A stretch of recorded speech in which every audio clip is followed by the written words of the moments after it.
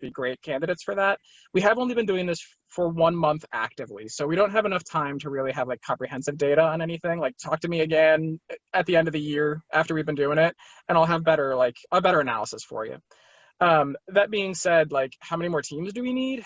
I mean, so it's hard, right? Like, I feel like we are adequately staffed at the moment for the work that we have. However, there are 11,000 homeless people, right? So like, we can't possibly serve that. You know, I mean, like, if I could have 4 more sets of these going, like, yeah, I mean, I think there'd be capacity for it. But it's tough too, because what we've learned over the last year of sort of refining our process at CLR is that, like, there's so much that goes into getting someone up and running as a homeless outreach worker. There's so much knowledge. There's so much, like, just sort of ways of being that you have to teach folks that it really does take quite some time for someone to be proficient enough, in my mind anyway, to be up and going at this. So I don't know. I mean, more is always good. Anything else? No, thanks. Okay, well, I guess that's us. If no one has any more questions. And then on the resource website that I keep touting, the piercecountyresources.com, if you don't have an encampment, but you have a referral, you can still do that there as well. There's the phone number that the client can call just for one-to-one, or like yesterday, like Jan described, we have a don't see what you're looking for, contact us statement on their website that allows you or a client directly to email. And those happen within 2 hours, typically during business days. When we get a referral of somebody on the street who needs help, we try to get out there right away. So it doesn't have to be an encampment, but this is just for the mobile clinic associated with the encampments. And now I see Val, who can take the reins for the rest of the outreach conversation. Yeah, so just a quick overview, just so folks know kind of who's in the community and everybody's out. So every outreach team that we've had in Pierce County is out. That was started back in when COVID first started up. We had a huge meeting, got everybody back out, kind of addressed PPE issues, all that kind of stuff. So Coffee Oasis outreach team is out. Her name's Julie. She's amazing. And she actually took over Key Peninsula as well, because we had determined part of that meeting was to go through the entire county and figure out what areas were underserved. And the Key Peninsula was kind of like on everybody's radar, but nobody really went over the bridge. And so Coffee Oasis took that and goes out into the Key Peninsula now, which reminds me, I need to connect them. We have a gentleman sleeping behind our grocery store. And then we have ACT Outreach Team, which is going out for young adults, which is that 13 to 24 population. They also do have centralized diversion funds, which is amazing. And we should probably have folks do a presentation on that, James, here at one of the few very soon coalitions. And then they also have rental assistance dollars straight from the state, 1.2 million. So they kind of have a lot going on, but Devin and that team are just really remarkable and just still serving folks constantly and doing a lot of prevention work to keep people housed. Greater Lakes is in collaboration with Multicare now. They're actually a part of Multicare. And so that team is still going out, serving a lot of Eastern Pierce County, working very closely with everything going on out in Puyallup. And all of the sites out there. So they are still out in the community serving folks, getting folks where they need to go, as well as making that connection to the temporary care center as needed, which is great. And then Tacoma Rescue Mission is still out for day and night. So they are currently the only team that goes out in the night hours. So that's why I pushed really hard to connect them to the census people, because honestly, it scared me a little bit that they were going out at midnight. So trying to get them out with Tacoma Rescue Mission, if at all possible. So, and they're still taking folks into the shelter if they need to and offering that same supports. And so I think one of the things that we're gonna look at, sorry, someone breathed wrong and my dogs are losing their mind. And then we added a puppy. I mean, this is what you get, right? So one of the things I think we're gonna look at start doing is just really a monthly check-in with all the outreach teams, if not more frequently. It's hard because a lot of times what happens with outreach is when you invite them in to come to a meeting, they all come into a location. So you're taking them directly away from a lot of their work and a lot of their time out in the streets. And so that's not something that we try to do frequently. I will tell you that Parks and Rec has identified locations. And so how it works is when they come across an encampment or even a single person that just looks like they need assistance, I have an email chain that I just send out location, ask someone to take. One of the amazing outreach teams then responds, takes that location, and then pops over to visit the person. And that's been going really well since March, just to kind of streamline everything, right? Like instead of me calling this and they say, oh no, that's Greater Lakes area, and call them, one email, somebody owns it, and then the work gets completed. So room for improvement as always, but lots of amazing outreach stuff going on throughout the county. And the Pierce County can't even take credit for it, right? Like we don't fund like 98% or something crazy of outreach teams. We just collaborate really well with all of them, because if it weren't for the outreach teams, there would be no point in time count. So I work very direct with a lot of the outreach teams on a consistent basis. If you have specific questions, I am happy to connect you to those teams. If you want a list of the teams, feel free to email me. I sent Maureen a list of names and emails earlier this week, so feel free to email me and I will connect you directly to folks. If you need like somebody overnight or whatever, I'm happy to connect you. Question. Yeah. Yes. To Valerie and to James, are your outreach teams developing any kind of a GIS map of the location of campsites? Because I've always thought that it seemed logical to me that the places where homeless folks choose to camp in groups would make the most sensible places to try to promote managed campgrounds rather than us selecting the sites. We have some information in HMIS that we can pull into a report and create a GIS using Tableau. All things I don't know how to do, but there are people on our team who do know how to do it. As well as HUD just yesterday released information on HUD's GIS training and toolkit, I think they're calling it. So I can send that out as well. But that's really as far as where we go. James, did you want to add anything to that regarding your team? Yeah, we've been using some tools that use GIS. We do field mapping and we can do our surveys and services right in the field, and we use our phone and it links to our internal map. We have been doing that for 3 years now, so we have a pretty good kind of information about the flow. We use requests a lot of the time. So as you know, the populations are very transient, they move around a lot. So some of the information is not super useful, but we do get a trend line. We can see where some of the most frequent places where camps move around into. Don't think it would help us like into developing a managed care site, managed tent site, the camping site. That's more about, in my mind, politically, where would somebody allow it, less than where do the clients want it. It's not even possible to even say like, hey, this is where they want, like they would choose People's Park. And I'm guessing that would not be well received. So like, it's a little bit less about where they want it and a little bit more about where the cities and counties and municipalities would allow it. And then Teresa, I saw your hand up. A little bit about what James is saying, that I think a lot of the choices people make are where people are not going to run them off, not about this is the perfect place to be. So I do hope there's some thought about where people can live together peacefully with the community, and where the resources are not so far away that or on a bus line, or those kinds of questions are more important, I think, than where people land right now. That's really about where they can land. Any other questions? So I think that I see Rich, I'll get to you one second. Let me make my little statement. And I think that summarize, most of the outreach teams all are still operating as normal. Like we're still doing face-to-face outreaches. We're still transporting clients when appropriate. We're still connecting folks with resources. We're doing some more creative stuff too. We've had to rent hotel rooms so we could use their Wi-Fi to connect a client with a resource that was only available via telehealth and some other things like that. But I'm just saying, in a generality, most of the outreach teams are still operation normal-ish. Rich, what's up? Yes, I'd noticed when you'd mentioned the ability for the county to connect.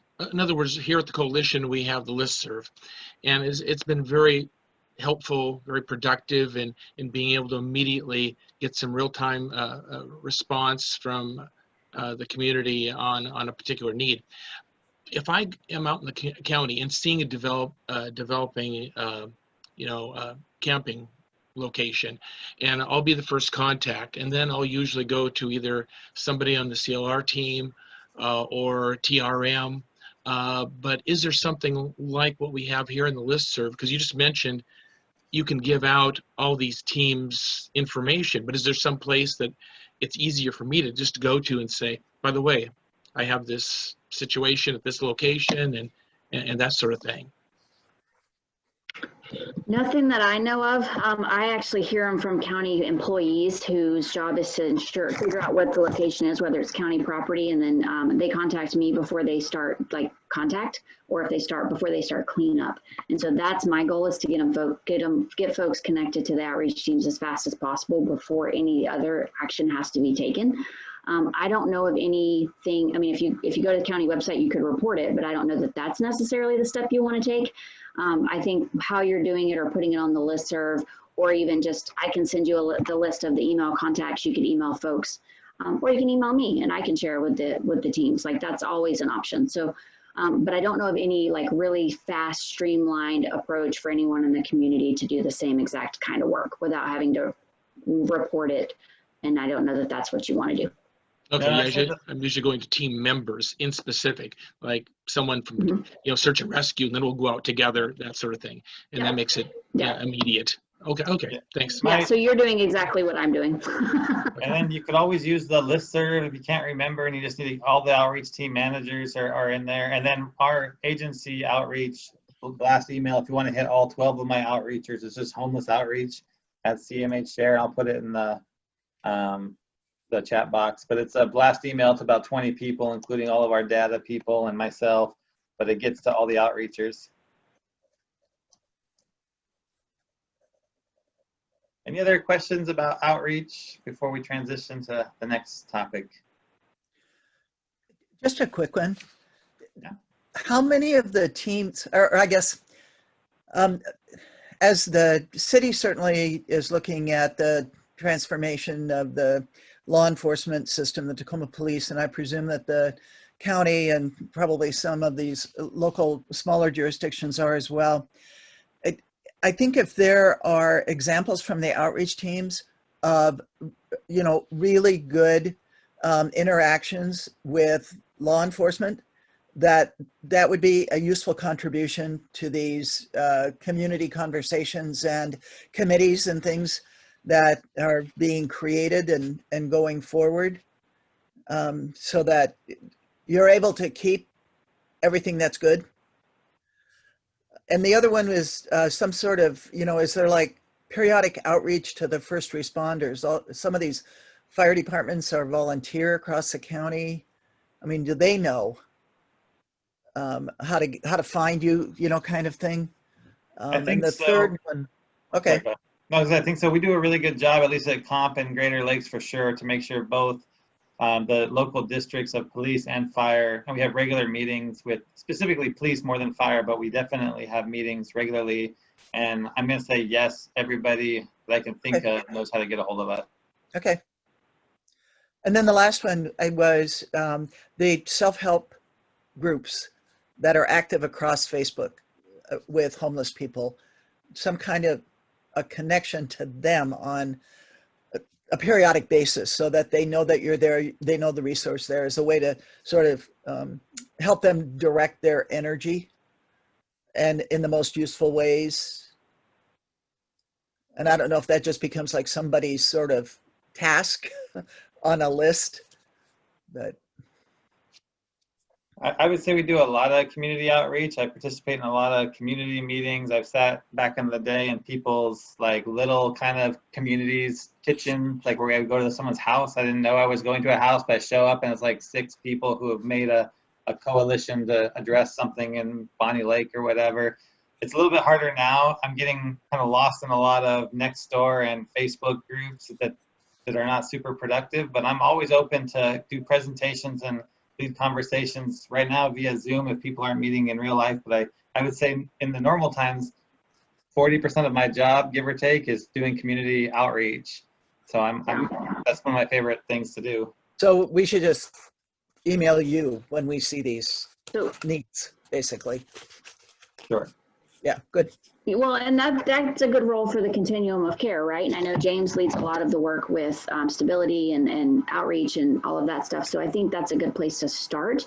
And then we can connect and figure out, like, maybe we need to have an outreach learning collaborative, or maybe we need to have just a more consistent meeting with the outreach teams.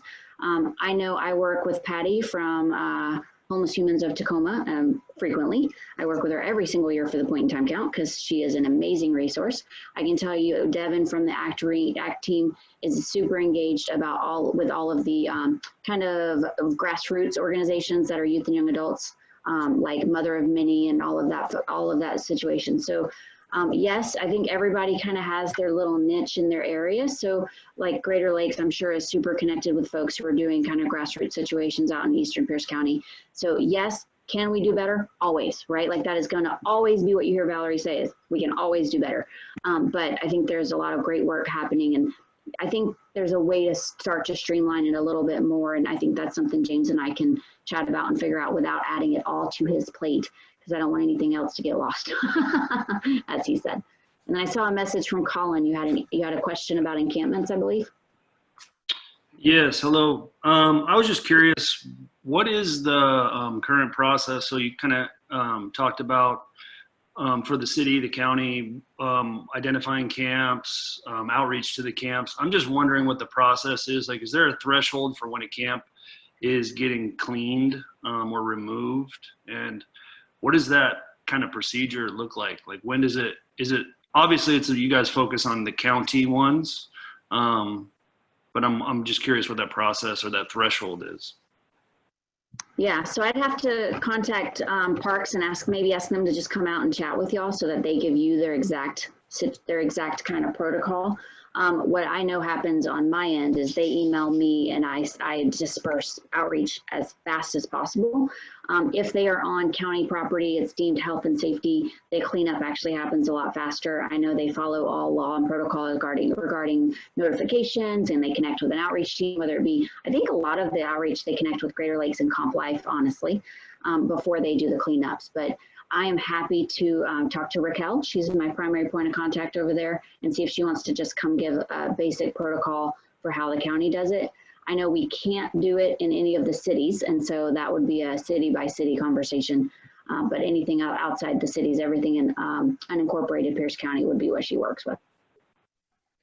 And I'm not going to speak for the city. I just know they do loop us in as well. I don't know their threshold, but I do know they, we work with a hot team, and when they have a spot that has a certain amount of 311 complaints or whatever, we get a notification from a city like, hey, can you guys go address this? But I don't know their threshold.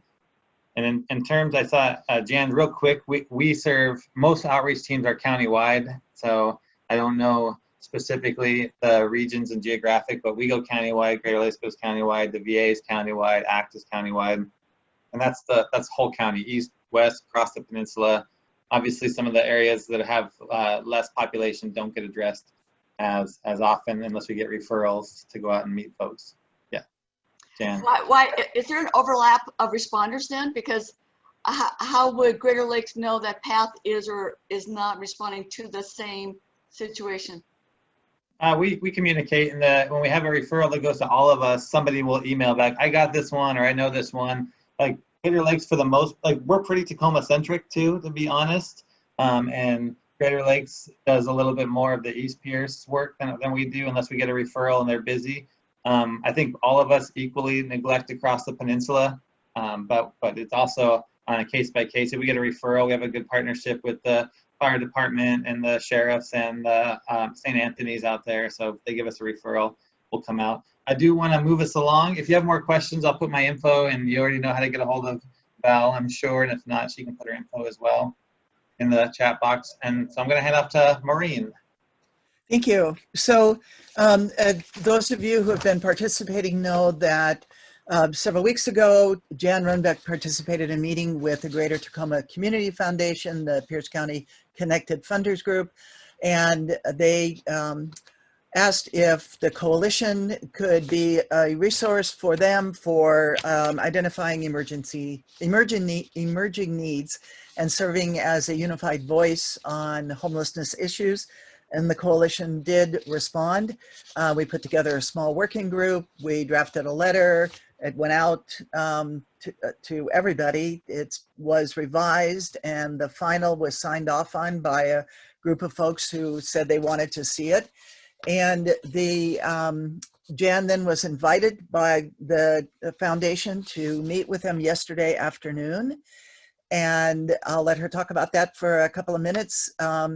What we know right now is that they are inviting Jan and myself. The coalition designated us last week as the points of contact for the coalition for this conversation to present it to different committees, foundation committees. What we need today and what we had agreed on last week is that the coalition would basically vote to accept the letter that we finalized, which, as I said in the email I sent out, we gave Jan the authority to give that to the coalition, or I'm sorry, to the foundation, with the understanding that the foundation knows the coalition has discussed the issue, has reviewed drafts, members have signed off, but has not actually voted on this yet. So if you can't find your letter, here it is. Basically, what we're saying in response to the foundation is that we want them to reserve at least $1 million of their coming round, their September 30th round of money, to address the COVID winter shelter crisis on a countywide basis. And we want 50,000 of that reserved for a human being whose job it will be to take this as a single project and see it through. And we're not making any recommendations about who that person is or where that person's housed or anything else, but just recognizing that we need a project manager for this. And the second is that at least 950,000 is invested in direct response to needs of people who are unsheltered, people who are sheltered, and then our invitation for a continuing conversation. We are not suggesting that the 950,000 come to the coalition to disperse. What we are saying is to the foundation is, as you make funding decisions, please put at least 950,000 of these funding decisions, use them to address what we see as priorities. So that's the letter. Jan, you want to add anything from yesterday that's for the whole group? Thank you. I was very pleased that the foundation didn't just fall on the floor and laugh. When you present something that's not even requested, and then the level of interest was, but not only was it a serious response, but the foundation is going to run it through 2 separate funding channels. They took it so seriously. The position of the project manager will not be embedded in the Greater Tacoma Community Foundation. They do not hire project managers. So the project manager needs to be independent or with another existing agency. The sense of urgency was understood by the foundation that because freezing nights and inclement weather is not going to add more shelter beds, because people are, the population size itself is growing because of COVID, and the eviction moratorium will be coming to an end right at the same time. The foundation is understanding all of this perfect storm scenario. So the letter, I think, was extremely well written. Maureen did, Maureen did the main draft, and it was very well edited. 2 pages was perfect because we could show it on the screen and all that.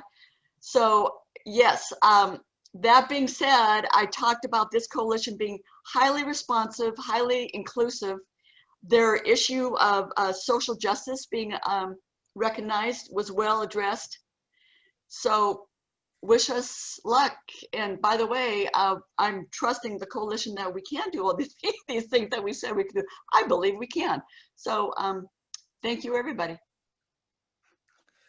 So I don't know if people have questions, or Rob or James, maybe you can keep an eye on the chat or the hands. If anybody has any questions.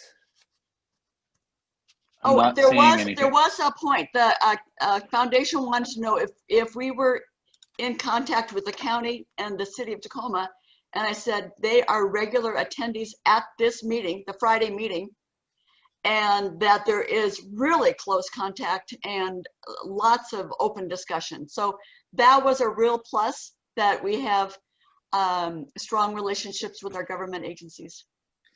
And then following the vote, then I will officially notify Linda Stewart and Heather Moss of the action the coalition has taken and provide them with a formal copy, just to formally close that loop. And Maureen, there's a question from Colin. Sure. Are you trying to set up a working group for this? We set up a working group for the letter itself, Colin. Now, if the coalition votes today to accept the letter, then that's pretty consistent with how we move forward. I had not thought about moving forward yet. I wanted to get to this we morning. do have to be responsive. And the Matt Driscoll article in today's paper could not have come at a better time. Colin presented an aspect of homelessness to Matt Driscoll, and that article is excellent. I think the timing is amazing for all of this. So thank you, everybody. All of which, Colin, is to say that working groups are always open. So let's vote if people are ready to vote. And then assuming people want some sort of a working group on this, indicate so in the chat. Or if you're not in the meeting, if somebody's not in the meeting, right now, I'll continue to serve as the point of contact. Just email me and we'll keep the people already who worked on the letter and then add anybody who would like to be added. Does that work? Okay. And I'm ready to launch a poll whenever we want to go. So. Are we ready to vote on this? It's an up or down, yes or no, on accepting the letter as presented. Okay. All right. So should the Coalition to End Homelessness support the proposal to ask the Greater Tacoma Community Foundation to fund the creation and implementation of a winter shelter plan? Yes or no?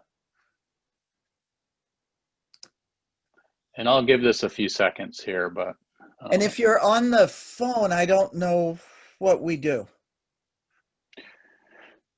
Yeah, we have one person on the phone. So Oh, if they want to just do a voice vote and can't do the poll, that's fine. And I think we've gone 30 seconds, so I think I will wrap this up. I'm on the phone and the poll came through just fine. Oh, good. Thank you, Judy. And can others see the results? I'm on the phone and it came through just fine as well. Hey, folks, I've never been on a poll like this. It's 100% yes. Which means only one person voted? No, Oh, is that it? Maybe. Yeah. I'm just kidding. Yeah. How many people did vote? Can you tell? So it's 35 people voted. We All have right. 46 people in the room. So I think that's a pretty strong answer. All right, folks. Thanks, everybody. So Now- just real quick, I want to do a quick check with Rob. We're supposed to be at like government updates right now according to our agenda, but we haven't even done the breakout sessions. Does it make sense for those that are going to drift away that we make sure we get the updates first, just so people can get those updates in case, things are kind of moving very fast. And I want to make sure those that need the updates get them. Does that make sense? So It does. So Maureen, if you still have something to continue, please go. I'm sorry to cut you off. I just want to do a double check so I don't want to lose the officials who give updates if we do breakout groups and we lose them. No, just following up on Colin's question about will there be a working group? Yes. And please either email me or put in the chat that you would like to be part of that working group. Thank you. I gave the report for the MDC report to Pastor Christopher of the Ministerial Alliance, and he very enthusiastically appreciated that and indicated that they are interested in. They're doing a lot of work in homelessness now, and we really should build a bridge with them. And as a reminder, they were partners in the temporary shelter outreach that took place last year. So thanks, Al. And we'll talk about that a little bit more under my report at the end. And Teresa had her hand up as well. Just a quick thing. I want everybody to know that there were a lot of people who helped on that letter, but there was one person who really spearheaded and put a lot of hours into it. And I want to ask you if you'll give a thumbs up to Maureen.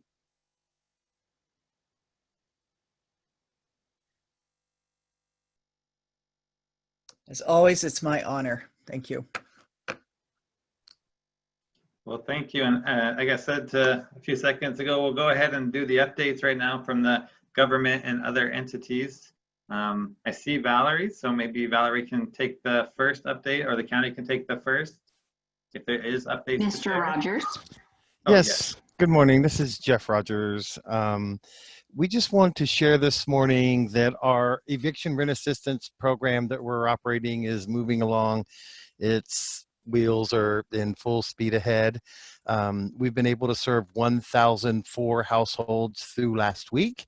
And we've spent in specific targeted rental assistance, not the operating costs or any of those costs, but dedicated rental assistance to landlords, just over $2 million. On average, that is just over $2,000 on average per household. As you know, this program pays up to 3 months of rent or any variation thereof that's needed. So we're moving along. We're still working to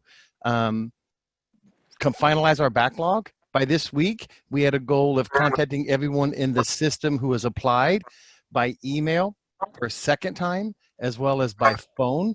So our team has been very busy making phone calls, and there's a big need out there. Just some of the conversations we've been having with almost 2,000 people that we've called over the last 2 weeks, there's just a lot of need.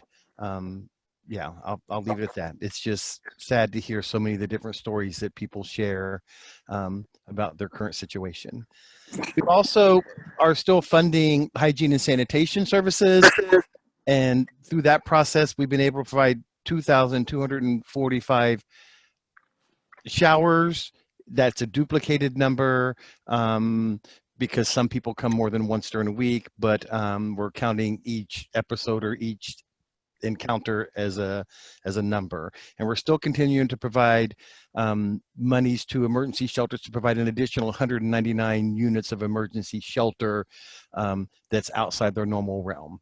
Example of that is Bellarmine Prep School is being used by the rescue mission to house people at night, and CCS is using a hotel downtown to house people at a hotel. That's just two examples. The other update we wanted to share besides our eviction rent assistance program is that many of you are aware that the Emergency Solutions Grant coronavirus funding that the state has received has been allocated to jurisdictions. Pierce County has been slated to receive just over $4 million. It's actually $4,064,343. We haven't decided what we're doing with those dollars. We're having conversations about how we plan to use those dollars, who we engage in that conversation. So stay tuned for more information on that. Those dollars will be combined with an allocation of Emergency Solution Grant coronavirus funding that the county received directly from HUD that's not passed through the state. And that dollar amount is just over $3.3 million. So the two ESG coronavirus combined allocations of funding coming to Pierce County is just over $7.3 million. So we're working to identify how to utilize those extra dollars. The good news for these dollars, unlike all of the other CARES Act dollars that we've received, is that these dollars can be used through July of 2022. There's a 2-year cycle that these dollars can be used. We don't have to rush and spend them by December, as all of the other CARES Act dollars we currently have must be spent by December. So we're really planning long-term with these dollars to have an impact over almost what's going to be just an 18-month period for these dollars versus get them spent in the next 4 months by December. So that's the good news. There's a little bit of money here to help us sustain some of this work after these current CARES dollars are spent up by December. That is our update of what we're, among many other things, what we wanted to share with you that we're working on at Pierce County. Any quick questions? Jeff, thanks a lot for that report. On the ERAP and the county's own rental assistance program, are there sort of significant challenges at any point? I get the part about the difficulty in reaching everybody who has applied, but just in terms of all of the organizations, the contractors' ability to submit their reimbursements appropriately in a timely manner, the county's ability to turn those around, do the organizations have adequate cash flow, that kind of thing? Have you seen any of those emerge as issues that are slowing the process? We with the state ERAP, just 10 million that we received, and we round numbers, it's more than 10 million, but we just use flat numbers, kind of sort of. We brought on some new providers. Those projects just got started running just a couple weeks ago. These dollars haven't been with us for long, and we were quite successful, in my opinion, at getting these dollars out the door, identifying the nonprofits to spend these dollars. Some are challenged. We've changed our policy. We're allowing providers to bill us weekly if they need to, or bi-weekly if they need to. Historically, we've invoiced monthly, but we're allowing them to bill weekly at their option. Some have taken us up on that offer, or bi-weekly, and some have chosen the bi-weekly offer. So yes, we're open to that. I'll share with you that I gave kudos to people. We had a quick team meeting this morning that we do every morning. And I gave some kudos to the staff that review invoices and do that invoicing work, because they've been working really, really hard to keep our invoice inbox empty and payments paid. So we're keeping up with invoicing, we're meeting our timeliness requirement, and we're getting our piece of the money out the door as long as providers bill us on time. So we're flexible, doing things more quickly and more timely, or more times. You could ask us 4 times a month for money versus just once in the past. With regard to providers and challenges with cash flow, we have reached out and are trying to see if some of these providers potentially might be able to receive a bridge loan from an organization to help them.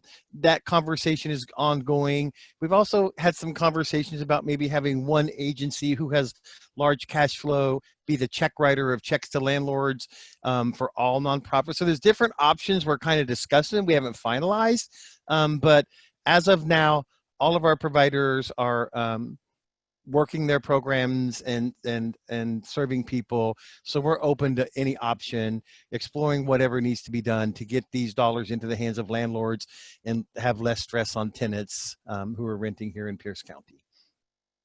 So if you have any suggestions, we're willing to hear them. Again, thanks. You're welcome. Any last questions? Then I will look to see if a City of Tacoma representative is on the call.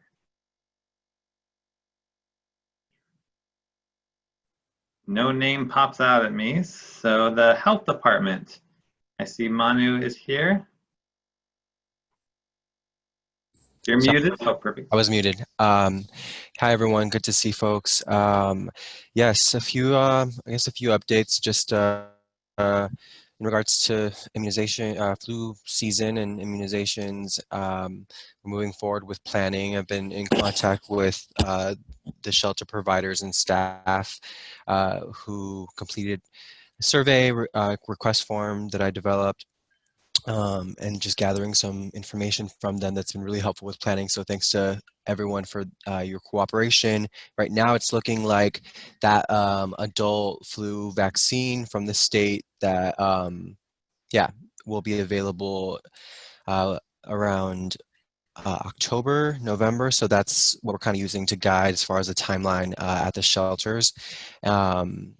And right now, I think we're trying to see if we can include any kind of behavioral mental health wraparound services, some care packages that include hand sanitizer and masks at those clinics as well. Thanks again for just all the wonderful shelter providers who've been so responsive with that planning. You know, things kind of change on the daily nowadays with this, and so just appreciate everyone's patience, but we are moving along and it's exciting. I'm hoping to have those scheduled by the 30th. We aren't able to co-locate with COVID for just logistical reasons and some safety reasons, but for some of those larger shelters, you know, they're on a rotation now for mobile testing for COVID through December, which is wonderful. Some of the smaller shelters, I've been, you know, just passing along information and hoping that they can also get on that rotation through December as well. So contact me if you've had any issues with getting on the calendar for mobile testing for COVID. But regardless, you know, let's work together to get the flu immunization clinic at your shelter. I'm still working on a plan for reaching unsheltered populations and folks, and so I'd love to get some feedback from, I was listening earlier on to the presentation on outreach with some other mobile clinics, and so I'm open to meeting with folks to discuss how best to also reach unsheltered folks. You know, maybe this is thinking too forward, but just kind of seeing the response from the wildfires and thinking of like what the city might stand up in terms of you know, with inclement weather and temperatures dropping, but also trying to coordinate around you know, whatever sort of space is set up for folks who are unsheltered when those temperatures do drop, and then trying to, my goal and vision is to, you know, set up a immunization clinic at that facility as well. So obviously that's a hypothetical right now, but at least that's what I'd like to do. So, you know, we don't forget about unsheltered folks as well who are going to be, you know, at an increased risk. So that's it for immunizations planning at the health department right now. I'll keep folks posted. I'm still trying to gather more information and have some meetings just to, yeah, just ensure that we're going about this and in the right way and in a way that includes shelter providers in the decision making as much as possible. So that's it for me. Awesome, thanks. If there's any questions, feel free to jump in. I didn't see anybody I recognize from the city of Tacoma, and no one tried to interrupt me when I was moving on from them on the item, but at least the one update being that they have pulled together the East Side Community Center, as we already talked about earlier today. That was a city of Tacoma effort, so I want to thank them for both pulling us together and providing funding and staffing and support around those efforts. I think next, I don't have my agenda up, but I do believe we're going on to the small groups, kind of flip-flopping. So do we want to do that, or do we want to move into safe parking and advocacy and leave the small groups at the end? Is Ivan on? Oh, I didn't see Ivan. Sorry, I looked around. I didn't see Ivan or anyone from emergency management. Sorry about that. I just made that mental note to myself. But if someone is from emergency management and wants to jump in, and I have Garrett saying Ivan's off today. So we'll go safe parking then, Rob. How about we do that one? Sounds great. So you're up, Colin and Jan. All right. Hello, everyone. So it's been a busy week with the Safe Parking Network program. I think that we had a really good meeting yesterday with our smaller kind of advisory group. And a lot of what we talked about in that meeting was some of what came out of Tuesday's City of Tacoma study session, where there was conversation about the Safe Parking Network. Some questions were asked, along with this report that I did for MDC and that MDC did for the City of Tacoma 3 months back that has now kind of come out. So there was some really good conversation. I would say that there's also really good conversations going on in East Pierce County and in the Puyallup area around the Safe Parking Network. We have really, the group, one, I just want to applaud everybody who's been helping out. There's been a lot of great effort from our Safe Parking Network group. We're really getting close on finalizing all of our documents, which is definitely a huge piece of this. As we go out and talk to potential partners in the community, it'll be really nice to have some documents in place so they can see exactly what this program would look like, and if it's something that they would be interested in. One of the documents that we also did was a FAQ, so frequently asked questions. Oh, thank you, Rob. And I think this will be huge because I know in just the application process, in working with the Greater Tacoma Community Foundation, this was something until we answered the questions that they had in kind of a one-on-one, this is something they weren't really feeling too much. And then when we had the opportunity to answer some of the questions, common things like, are RVs going to be allowed at the site? No, RVs are not going to be allowed at the site. Who are you planning to serve? What does success look like? You know, until we had the opportunity to answer some of those questions, I don't think this program probably would have gotten funded. So the hope with this is, as we look, as I said, for some of those community partners, we're really kind of focusing on faith-based organizations right now. One, because they commonly have large parking lots. Two, because there seems to be an interest in this in faith-based organizations in this project. And three, it also is probably one of the most streamlined processes for working with the city and the counties when it's a faith-based organization as a partner. So I have shared 4 or 5 documents with Rob. Rob is going to send those out to the listserv. And please, please, please share those with anyone. It doesn't have to be a faith-based organization, but please share them, pass them along to anyone that you think may be interested in this. I am more than willing, and I will rope Janet in and Teresa and others to, we want to talk to people. So whatever we can share, however we can support any potential partner, we want to. To just be completely honest, after the study session, one, the city made it very clear in the study session that they were by no means trying to block this project, that they were supportive of this project, they're not funding the project at this time, but really they put the ball in our courts and said, hey, we're just waiting. You know, no one's brought any projects forward yet, which is totally true. But they made it really clear that as soon as someone does come forward with something, they're ready to talk and they're ready to go through the application process. I have a point of contact, as I mentioned before, so it's Erica Azueta, who's usually on this call. She's not today, so I am really excited to find a site in the city of Tacoma, along with Pierce County. But Tacoma is, I mean, there's a lot of fire and a lot of momentum around this. Mayor Woodard's made it extremely clear that she, one, totally supports this, and two, moving forward outside of the funding we have right now, she would really like to see an RFP or some sort of funding from the city for the Safe Parking Network. So, I mean, it's a great opportunity. I think things are really falling in line for this, but you know, we just really need to find those partners. I know they're out there. I know there's probably a lot of fear around, well, we have the parking lot, but we don't have the ability to do this. And I think that's where the larger group, and on some level, even the coalition, you know, outreach workers, we have a lot of that structure that we can wrap around them. And to be really clear, we also have funding. So we're willing to fund. We have funding in place. We have a funding committee that will look at any potential ask by these partners.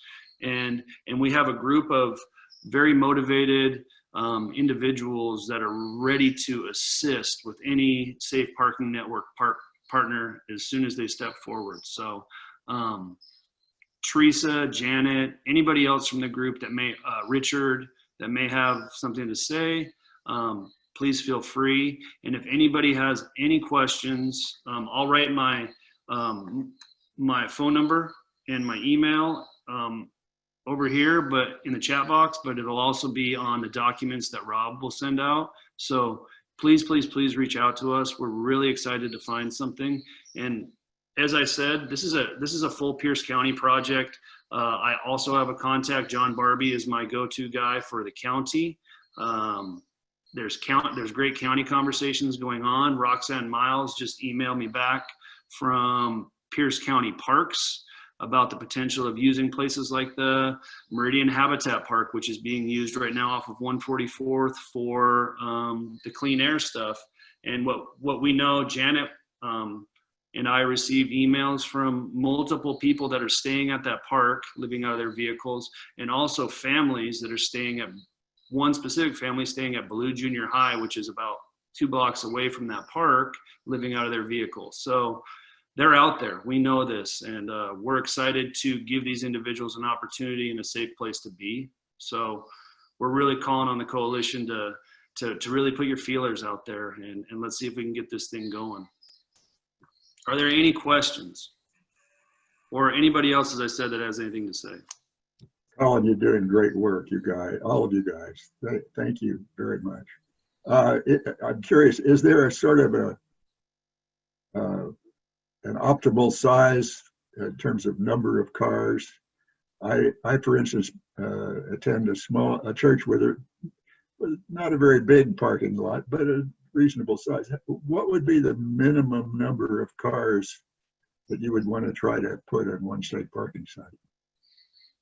I mean, I would say 5.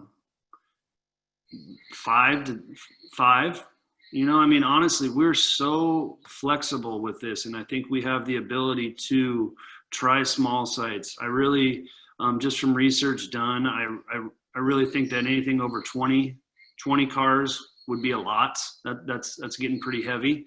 So I think in my mind, anything under 5 is, I mean, we're down to talk. So if somebody has 3 spots, well, let's talk about it and see, you know, let's explore options. But I think 5 in my mind, and then I would also lean on the group on that.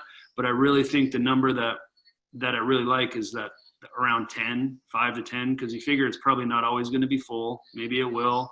But yeah, we're really open to whatever. And as I've said before, the wonderful thing about having a partner like Greater Tacoma Community Foundation is they're giving us a lot of flexibility, and they're really looking at this as a pilot project. And we're really going to focus on data tracking, because this data and us being able to show what success looks like and how many people are really out there is what's going to lead to us having more sites in the future and potentially funding from cities and counties also. So.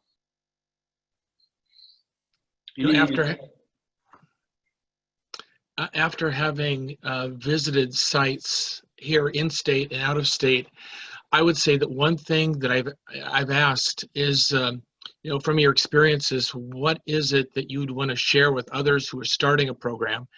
And the consistent answer is, don't start big. Make sure you begin to, you know, get a feel for really what the site can do by starting with you know, they were saying about 5 maximum in that first, you know, month or 2, and then kind of get a feel for that and move forward in advancing the numbers. But anyway, just kind of throwing that out there for consideration. Thinking back to Nate's, well, first of all, thanks for the work. It's just wonderful.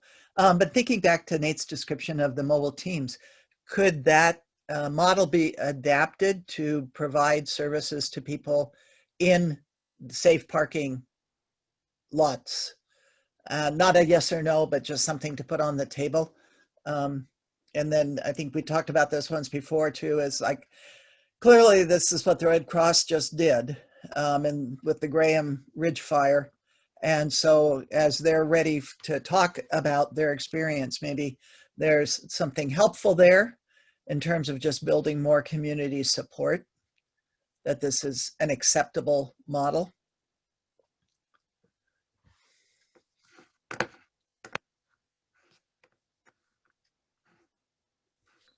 And I would say, and I know James is on here, and James and I have not sat down and had some good conversation on this, but I know in just speaking with Mike Yoder, Mike was initially very supportive of this and very supportive of the idea of figuring out how to get outreach workers that could do coordinated entry potentially at these sites and really leaning on our existing community.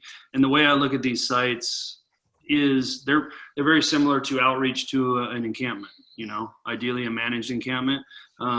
So I think it's a great opportunity, and I'm really hoping that we will be able to wrap around a lot of the existing services that we have in our community to these sites.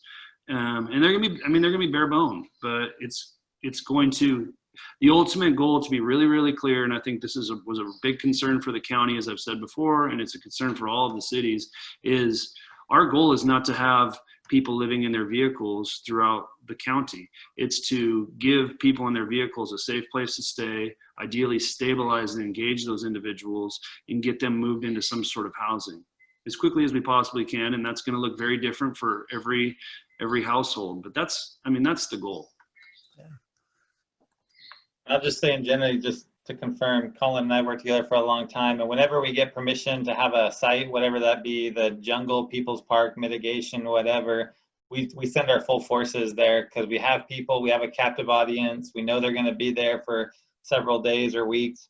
While we love outreach, we meet a person today and we start hours of paperwork and we never see them again sometimes. So it would be like, it's super efficient for us to be at these places where people can be, even if it's only time limited. We can do a lot in a couple of weeks if we have the opportunity to see them every day. So you already know we'll be there, I'm sure. Teresa.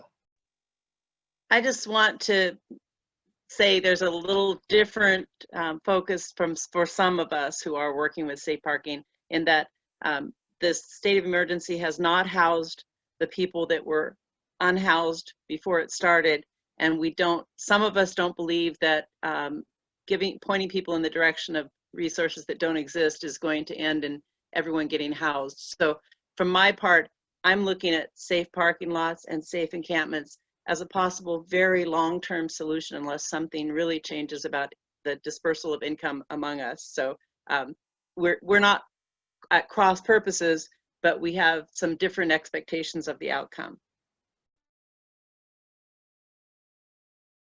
And I appreciate that. And I think that's what's great about this group is that we've definitely created a space where we can, because I think that's totally true. And I think the earlier conversations about 509, these are all things that we know what need to be done, and we've done them before and we can do them again. There needs to be a managed safe site in that area. We've done it before. That was the first mitigation site, was a stone's throw from there. So, and that worked well, and that was very bare bones. James outreach teams were involved in that, and we did it. Was it ideal? No, it was not.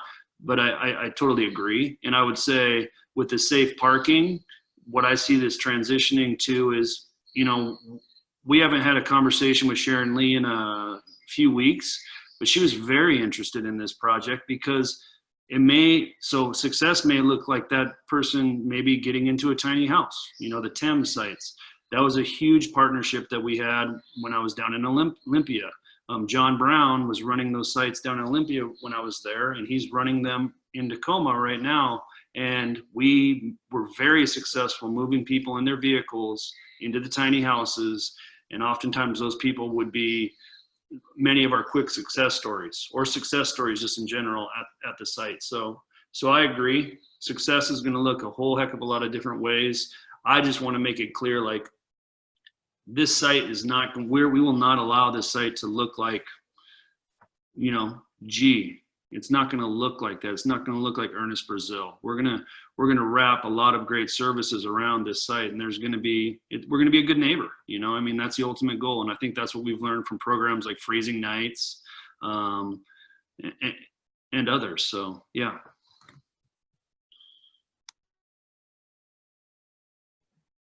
Awesome, thank you. And now, Rob, do we want to do the advocacy updates or small groups, or where are we at? Why don't we do the advocacy updates, flow into that, and then hang out for the conversation about the sustainability afterward?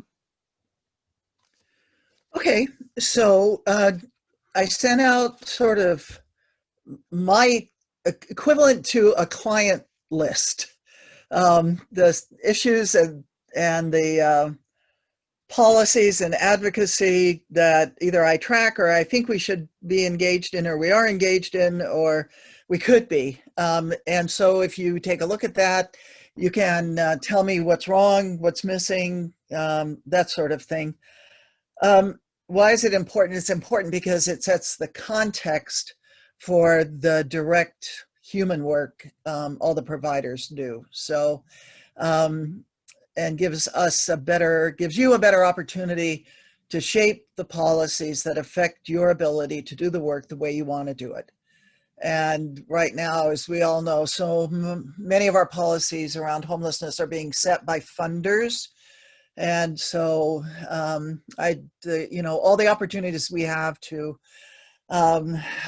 help them adjust those policies so that they work for the people that we're trying to house. That being said, looking ahead to the legislative session for the state of Washington 2021, it will be virtual.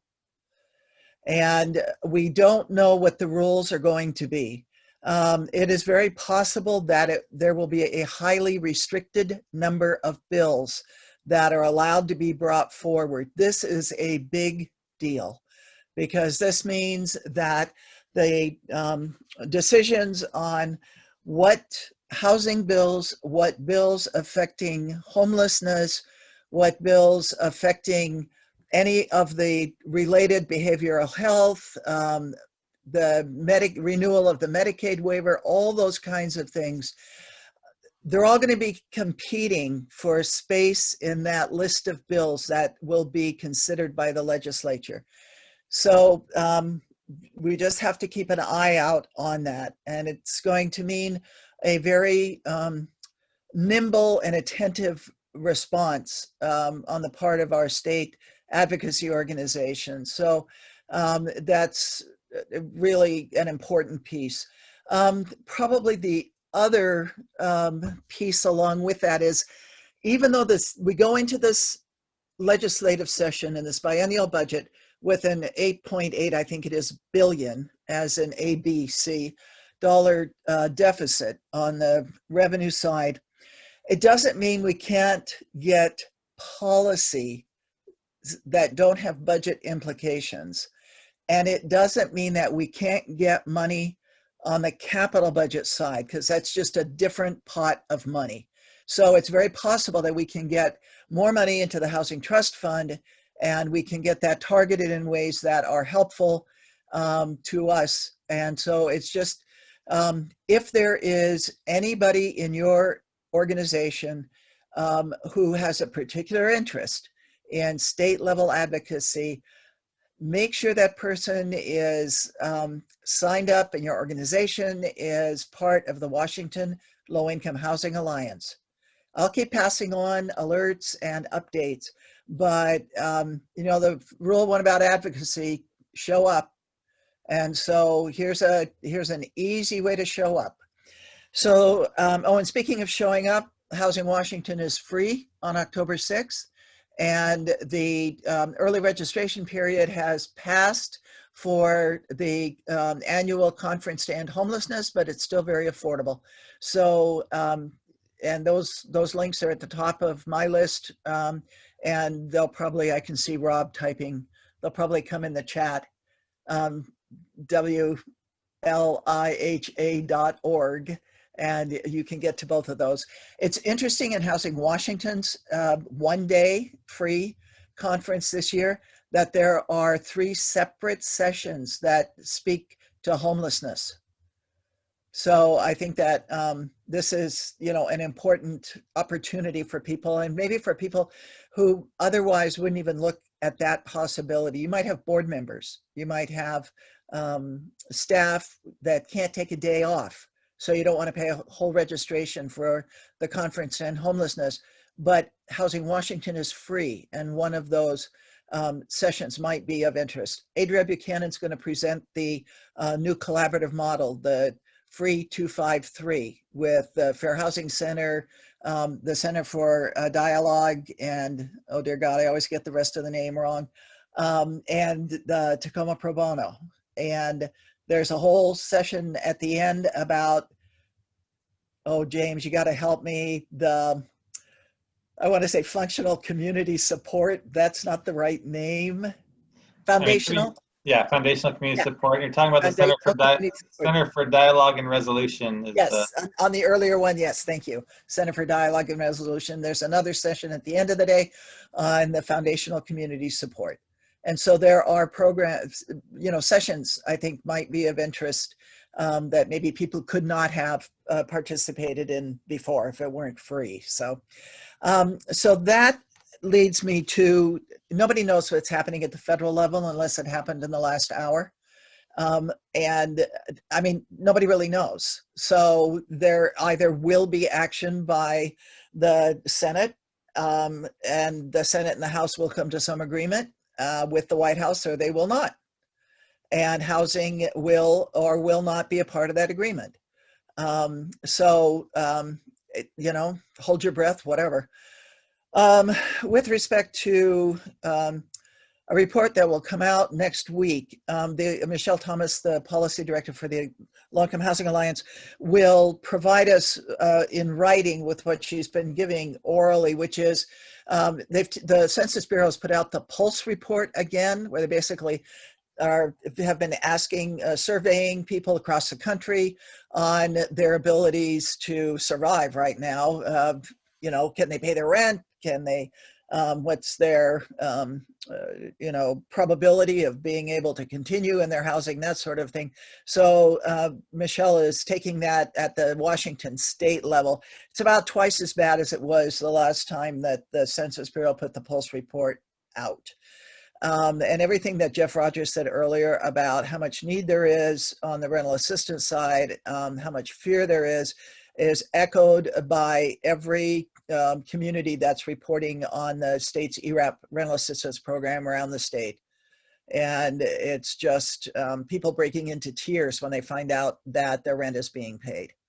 So, and I would presume that lots of case managers and outreach workers and housing navigators and everybody else who's engaged in this probably need a whole lot of support for yourselves just to get through the next phone call. So the last thing is that those of you who saw your email this morning, that thanks to Allie, reached out to Pastor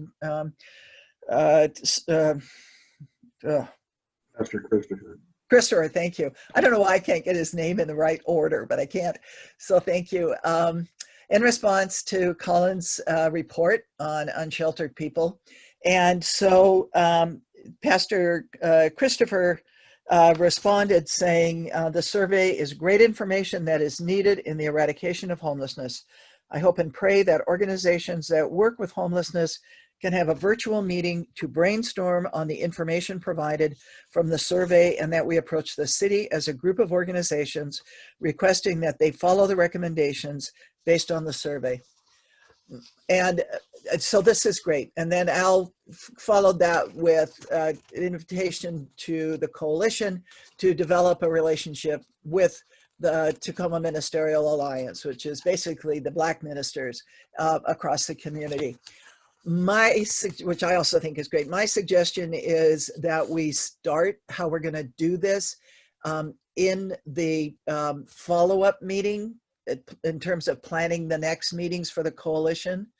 And my guess is that there'll be some sort of a working group, a small group to try and frame it and go on from there. If you already know you want to be in a working group, put that in the chat or email me.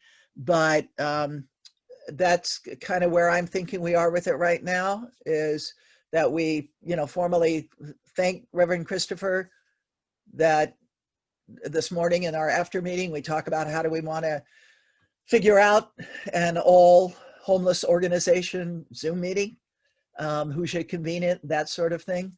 I'm kind of flying by the seat of my pants here, folks, so feel free to come in. But yeah, questions or anything, thoughts? Am I way off track? No, you're not way off track. I'm not sure that I want to support the notion of starting a work group right now. In communication with the Ministerial Alliance, this word dignity comes up a lot. And I think maybe the best thing to do is just ask if we can talk with them about how we might collaborate, and then we can put together, and they can put together whatever seems to make sense for collaboration. I think we just need to explore as essentially as two equal groups, rather than seeming like we're seizing control and organizing it all.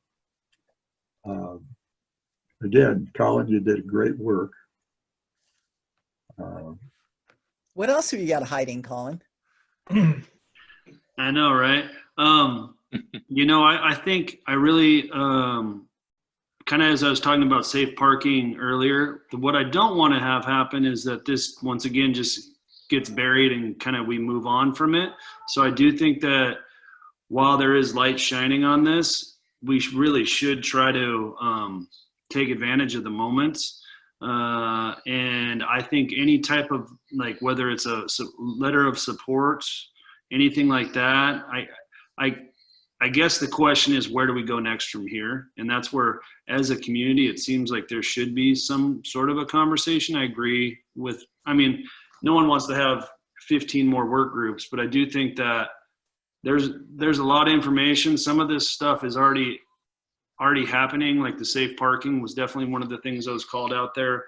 But I think probably just as pressing as that is the conversation around managed outdoor sites. And I think that was obviously a key piece of the data that we came up with, just the need for that. So, and I think there's been conversation around it with this group. And I don't know if that's just something where we ask the cities and counties for an opportunity to have conversation with them about this, of what that potentially could look like.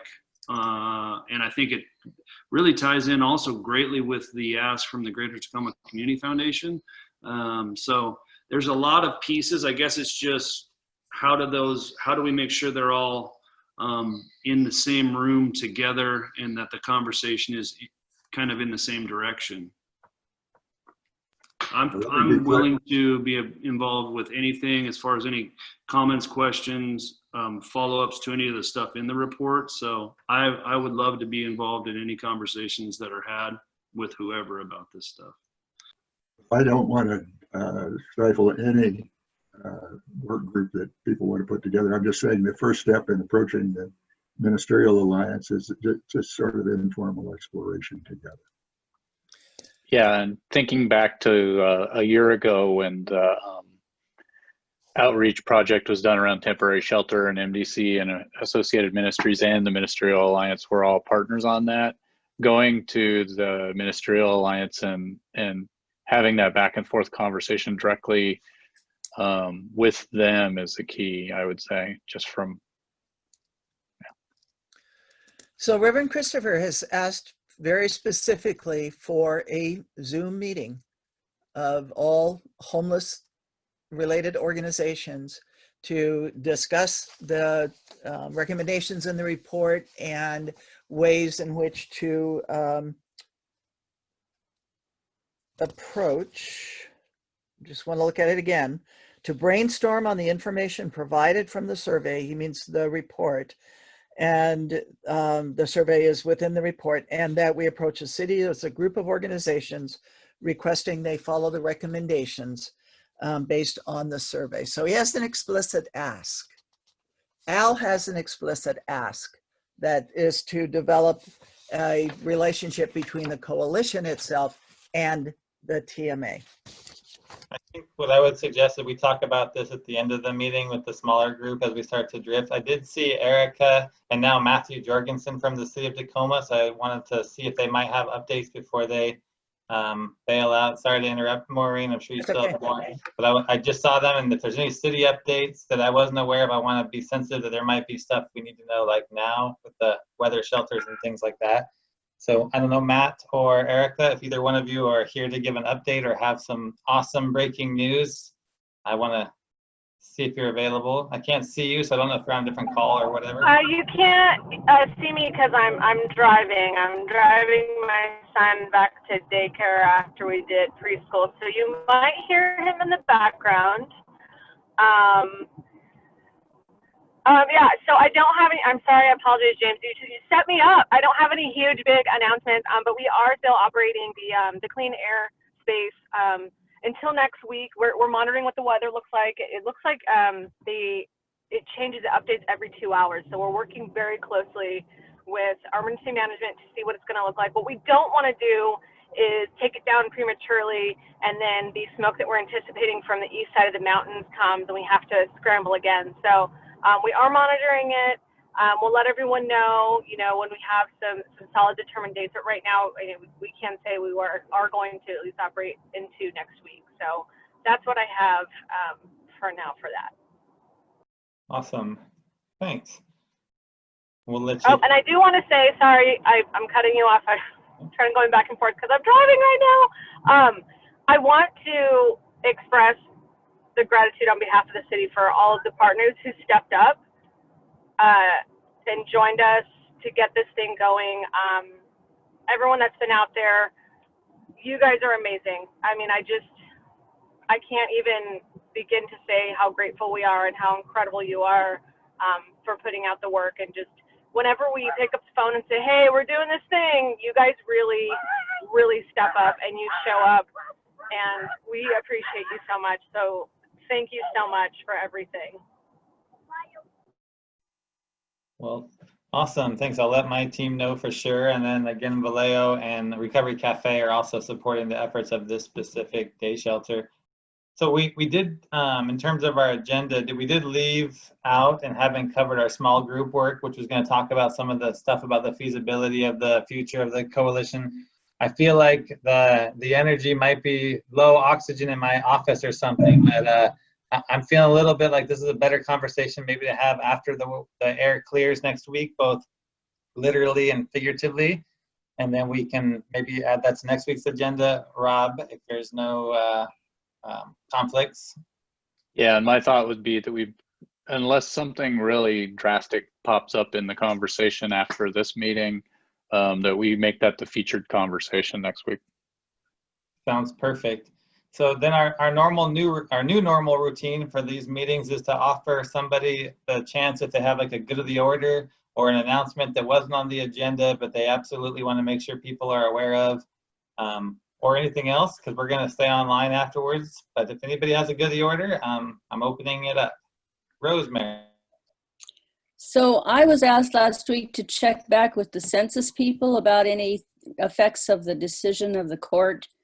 And I heard from the census folks that they really don't have anything to add to that other than that they will be counting everyone, because the court's decision was about the need to count everyone even if they're not documented. So they intend to work with people who are living homeless to count everybody they can possibly count, and status in terms of citizenship will not be affected by their counting.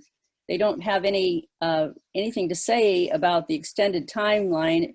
They've tried to get everything done so they could get it done within the time they thought they had to. So she didn't have any update for me about that.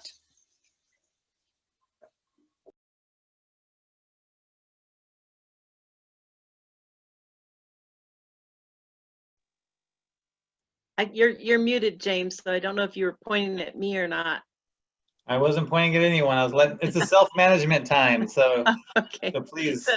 So I just, yeah. I want to say that I love the idea of having a meeting with the other group, the Ministerial Alliance. The Ministerial Alliance, but I really hope we can have it here. A lot of us are kind of Zoom exhausted, so that seems like it really fits into the mission of this group, and it would include so many more people than if we tried to find another time.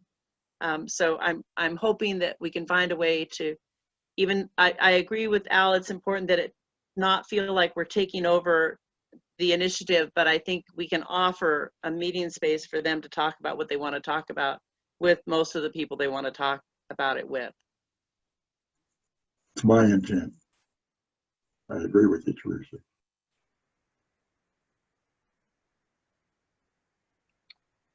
Looked like Paula Anderson had a brief announcement she wanted to make.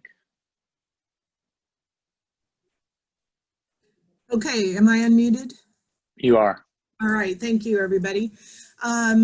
most of you know about the new mobile resources response team that we've put together. We received funding from the county to do that.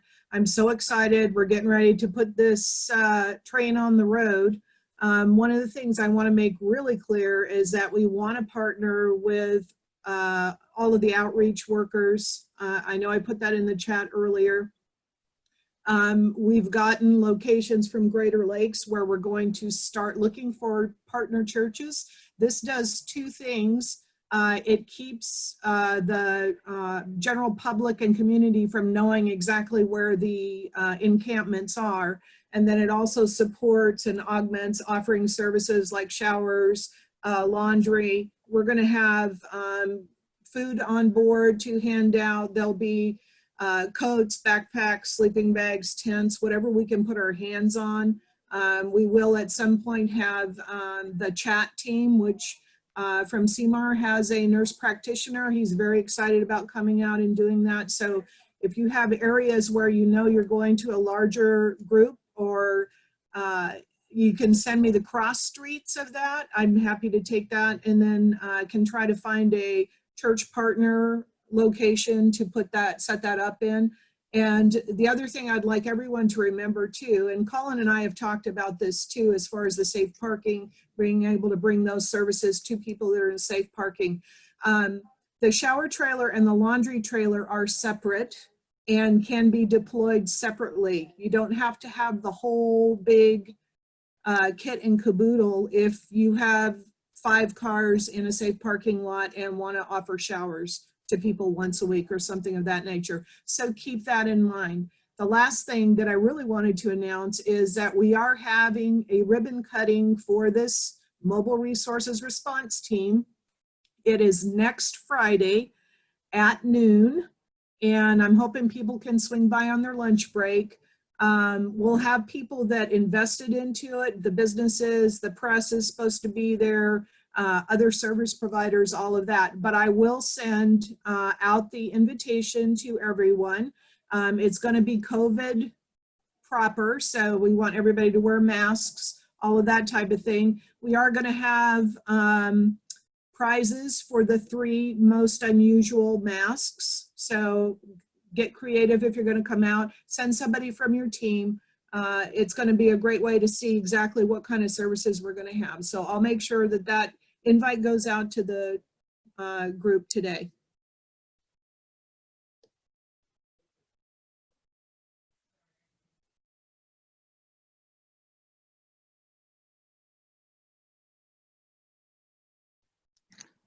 Well, officially, our agenda has come to an end. Many of us are going to stay on afterwards to kind of talk out some of the things we were talking out and what to do for our agenda next week. You're welcome to stay and listen to that or participate. If you have more for the good of the order, we still have 33 people on the call, so 33 people will hear your message. But otherwise, stay safe out there, go Hawks, and have a good weekend.